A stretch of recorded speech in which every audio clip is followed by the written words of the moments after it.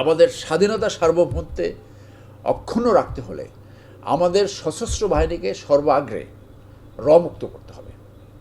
আমরা অনেক জায়গায় বলছি যে শত শত বোধহয় রয়্যাল এজেন্ট আছে, ডজনস। এয়ারফোর্সের একজন অফিসারকে বিচারই হয়েছে রয়্যাল এজেন্ট বলে। এবং পরে পুরো বাংলাদেশকে মুক্ত করতে হবে। আমাদের এটা বুঝতে হবে, ইন্ডিয়া একটি রাষ্ট্র যে বাংলাদেশের কোনো উন্নয়ন চায় না, বাংলাদেশের গণতন্ত্র চায় না, বাংলাদেশ সুশাসন চায় না, তারা শুধু চায় তাদের পাপেট গভর্নমেন্ট। সো ইন্ডিয়ার পদলোহনকারী রয়্যাল এজেন্ট বাংলাদেশের শত্রু। সেই বিবেচনায় তাদেরকে খুঁজে বের করার জন্য একটা কমিশন হাউস ছিল। 120টা সমঝোতা স্মারক চুক্তি হয়েছে, একটাও আমরা রিভিউ দেখলাম না। 9 একর জমি দিয়ে দিলেন, আপনি কার জমি দিলেন? জমি কি আপনার বাবার? হ্যাঁ, ওখান থেকে তো ওই চিকেন একটাকে ওইটা কাটার জন্য ওইটা প্ল্যান ছিল।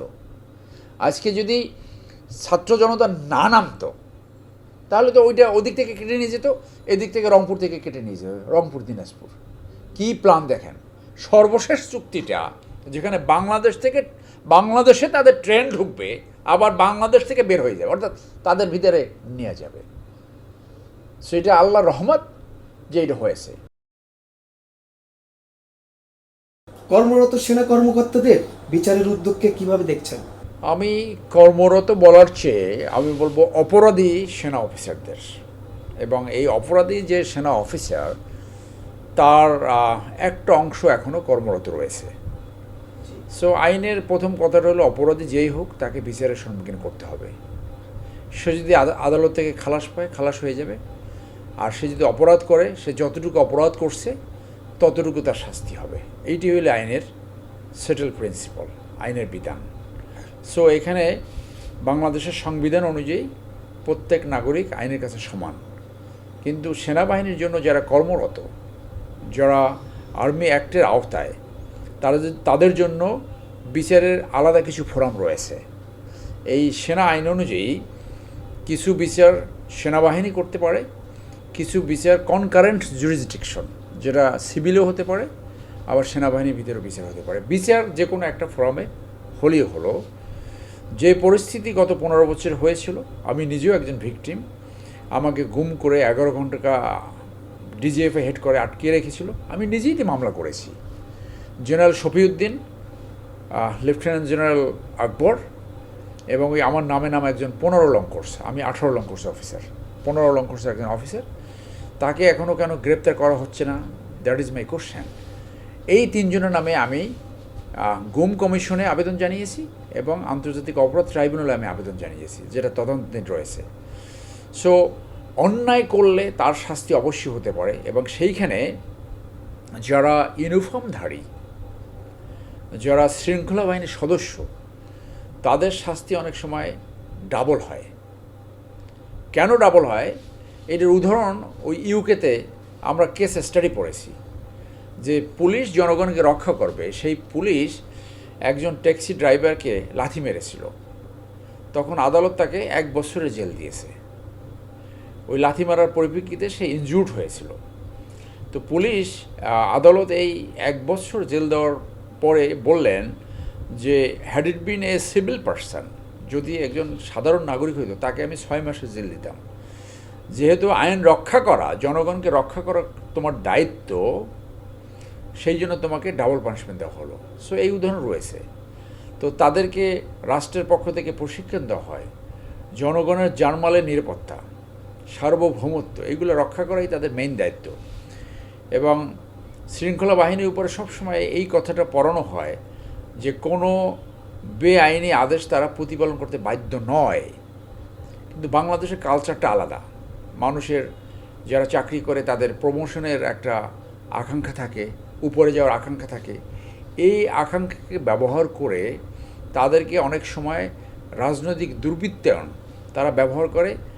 এবং গত 15 বছরে স্পেশালি যেটা হয়েছে, ইন্ডিয়ার প্রভাব, রয়ের প্রভাব, যে পরিস্থিতি এমন দাঁড়িয়েছিল যে শুধু প্রফেশনাল হলে চলবে না, তারও আর 2টা কোয়ালিটি দরকার ছিল স্পেশালি সেনাবাহিনীর উপরে যেতে। একটা হলো আওয়ামী লীগ ঘরানার হতে হবে, আর একটা যদি ইন্ডিয়ার সাথে কানেকশন থাকে তাহলে অ্যাডেড অ্যাডভান্টেজ। এই জন্য এরা এই ভুলগুলো করেছে।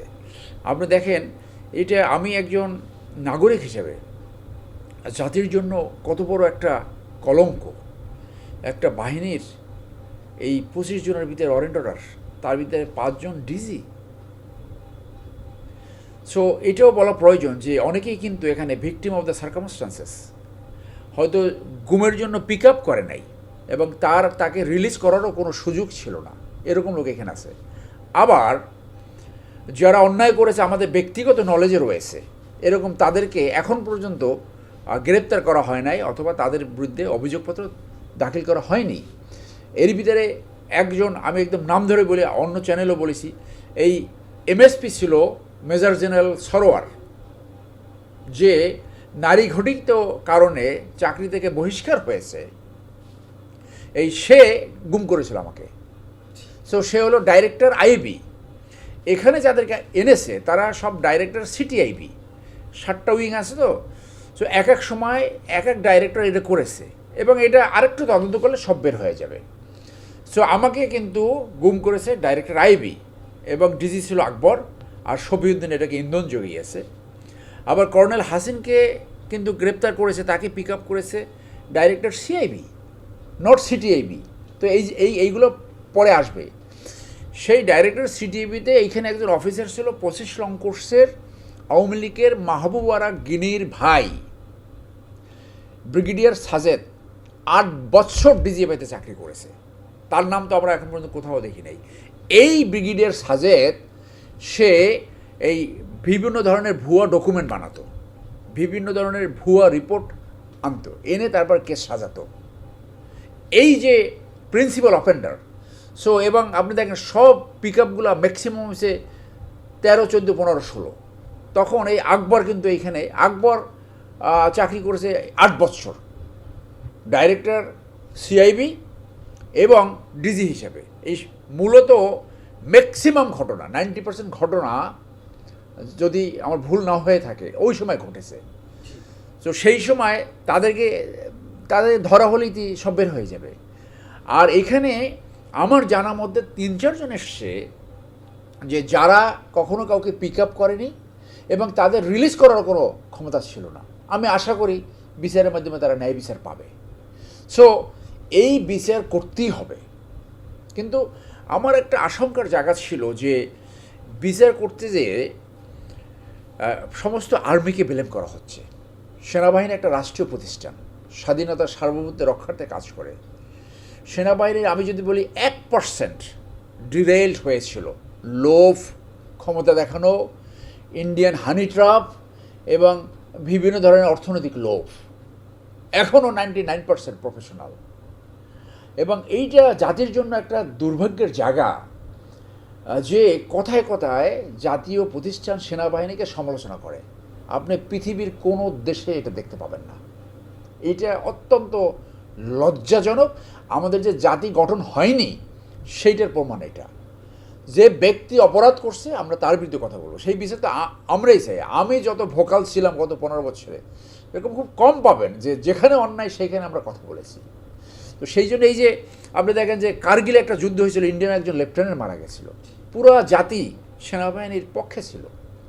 আর আমাদের দেশে কি কারণে? এইটা হলো ওই রয়ের প্রভাব, রাজনৈতিক দুর্বৃত্তায়ন এবং এই যে জাতি গঠন হয় নাই, যার জন্য প্রতিষ্ঠান নিয়ে কথা বলে। আমি অনেকে দেখি যে মিডিয়ায় প্রায় কথা বলে, কিছুই জানে না আর্মি সম্বন্ধে, অথচ একটা কমেন্ট করে। সেই জায়গা থেকে আপনি যদি দেখে থাকেন, আমি গতকালকে একটা স্ট্যাটাস দিয়েছি, সার্বিক বিবেচনায় আমি এই কথাটা বলেছি যে জাতীয় নিরাপত্তার সংকট না হয়, যাতে ইন্ডিয়ান যে এজেন্ডা, যে সেনাবাহিনীকে বিভক্ত করে রাখা, হানাহানিতে লিপ্ত করা, এইটা যাতে কোনোভাবে না হয়। আমরা বিচার করব, কঠিন বিচার করব, কিন্তু আবার সেনাবাহিনীকে বিভক্ত করা যাবে না, তাহলে আবার ওই ইন্ডিয়ান পারপাস সার্ভ হয়। সেই জন্য যেহেতু 30 জন 25 জনের অধিক আরও আসতে পারে, সেই জন্য আমি মনে করি যে এই কোর্ট মার্শালেও ট্রায়াবল সবগুলো যে করতে হবে তা না। সো এইটা পৃথিবীর উদাহরণ আছে। আপনি গোয়েন্দানামা দেখেন, সেইখানে তো সিভিলিয়ানদেরকে কোর্ট মার্শাল করেছে। হ্যাঁ, এখন আর্মি জুরিসডিকশনে বিচার হবে না সিভিলে বিচার হবে, এটা কিন্তু নির্ণয় করে মূলত সরকার। সেনাবাহিনী যদি চায় যে তাদেরকে সেনাবাহিনী বিচার করবে, তখন সিদ্ধান্ত নেবে কে? সরকার সিদ্ধান্ত নেবে। এই ক্ষেত্রে তো সরকার সিদ্ধান্ত নিয়ে ফেলছে যে এটা আন্তর্জাতিক অপরাধ ট্রাইব্যুনালে এটার বিচার হবে। তো আমি সেই জন্য বলবো যে সংশ্লিষ্ট সকলকে যে এই কিছু কিছু অর্বাসীন আছে যারা কথায় কথায় সেনাবাহিনীকে নিয়ে বিদ্বেষ পোষণ করে, এটা আসলে রাষ্ট্রদ্রোহী। আপনি একটা সংস্থা নেয়া আপনি এইরকম বিদ্বেষ, হেইট স্পিচ দিতে পারেন না। Hate speech is a offence, এটা আপনি দিতে পারেন না। সমালোচনা করতে পারবেন। ওই জায়গাটায় আমাদের সচেতন নাগরিকদেরকে আমি সেইটা তাদের সচেতন থাকতে হবে যে ডোন্ট ব্লেম আর্মি, ব্লেম যারা অন্যায় করছে তাদের যুগান্তকারী, তাদেরকে এক্সাম্পলারি শাস্তি চাই বিচারের মাধ্যমে। এই প্রসঙ্গে আমি এটাও বলে রাখি যে আমাদের স্বাধীনতা সার্বভৌমত্বে অক্ষুণ্ণ রাখতে হলে আমাদের সশস্ত্র বাহিনীকে সর্বাগ্রে মুক্ত করতে হবে। আমরা অনেক জায়গায় বলছি যে শত শত বোধহয় রয়্যাল এজেন্ট আছে, ডজনস। এয়ারফোর্সের একজন অফিসারকে বিচারই হয়েছে রয়্যাল এজেন্ট বলে। এবং পরে পুরো বাংলাদেশকে মুক্ত করতে হবে। আমাদের এটা বুঝতে হবে, ইন্ডিয়া একটি রাষ্ট্র যে বাংলাদেশের কোনো উন্নয়ন চায় না, বাংলাদেশের গণতন্ত্র চায় না, বাংলাদেশ সুশাসন চায় না। তারা শুধু চায় তাদের পাপেট গভর্নমেন্ট। সো ইন্ডিয়ার পদলোহনকারী রয়্যাল এজেন্ট বাংলাদেশের শত্রু। সেই বিবেচনায় তাদেরকে খুঁজে বের করার জন্য একটা কমিশন হাউস ছিল। 120টা সমঝোতা স্মারক চুক্তি হয়েছে, একটাও আমরা রিভিউ দেখলাম না। 900 একর জমি দিয়ে দিলেন, আপনি কার জমি দিলেন? জমি কি আপনার বাবার? হ্যাঁ, ওখান থেকে তো ওই চিকেন একটাকে ওইটা কাটার জন্য ওইটা প্ল্যান ছিল। আজকে যদি ছাত্র জনতা না নামতো তাহলে তো ওইটা ওদিক থেকে কেটে নিয়ে যেত, এদিক থেকে রংপুর থেকে কেটে নিয়ে যেত, রংপুর দিনাজপুর। কী প্ল্যান দেখেন। সর্বশেষ চুক্তিটা যেখানে বাংলাদেশে তাদের ট্রেন ঢুকবে, আবার বাংলাদেশ থেকে বের হয়ে যাবে, অর্থাৎ তাদের ভিতরে নিয়ে যাবে। সেটা আল্লাহর রহমত যে এটা হয়েছে। সেই ক্ষেত্রে আমি আর্মিকেও আমি ক্রেডিট দেব। এই কারণে ক্রেডিট দেব, আর্মি কন্ট্রোভার্সিয়াল হয়েছে গত 15 বছরে। এই কন্ট্রোভার্সিয়ালের দায়িত্ব এই সেনাপ্রধান শফিউদ্দিন, সেনাপ্রধান আজিজের। সাধারণ সৈনিকদেরকে ব্লেম করা যাবে না, কারণ এটা কমান্ড স্ট্রাকচার চলে। আবার সেই সেনাবাহিনীতে জনগণের পাশে দাঁড়িয়ে যখন বলছে গুলি করব না 3 তারিখ, তখনই তো শেখ হাসিনা পতন হয়ে গেছে। এই কন্ট্রোভার্সিয়াল আর্মিকে কন্ট্রোভার্সিয়াল কে করে? বারবার এই দুর্বৃত্তায়িত রাজনীতিবিদরা, তারাই বারবার আর্মিকে টেনে নেয়। যার জন্য আমাদের আর্মিকে প্রফেশনালিজমে ফেরত আনতে হবে এবং বিচারের নামে যাতে কোনোভাবে একটি নিরীহ অফিসার এইখানে হয়রানির শিকার না হয়, সেটাও অত্যন্ত মেটিকুলাসলি দেখতে হবে।